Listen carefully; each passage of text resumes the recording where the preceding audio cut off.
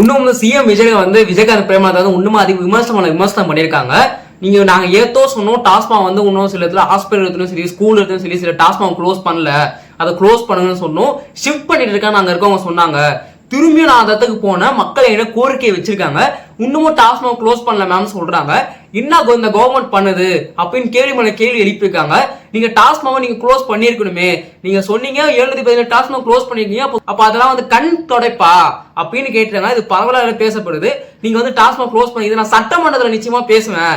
இந்த விஷயம் சட்டமன்றத்தில் நான் பேசாத விட மாட்டேன், மக்களோட கோரிக்கையை நான் சட்டமன்றம் எடுத்துட்டு போவேன் அப்படின்னு சொல்லியிருக்காங்க. அது மட்டும் டிஎம்கே காங்கிரஸ் ஏன்னா இந்தியா கூட்டணி நாங்க வரமாட்டோம், டெல்லியில அது நிறைவேறும், அங்க காங்கிரஸ் இருக்கு, காங்கிரஸுக்கு ஏற்ற நாங்க நிச்சயமா இருக்க மாட்டோம், ஏன்னா காங்கிரஸ் எங்க முதுகுல குத்துன ஒரு கட்சி அப்படின்னு கடினமான விமர்சனம் பண்ணியிருக்காங்க. இந்த மாதிரி மோர் தென் இன்ஃபர்மேஷன் அந்நியர்கள் இன்ஃபர்மேஷன் உடனே வேணும்னா மறக்காம சேனலை சப்ஸ்கிரைப் பண்ணிக்கோங்க.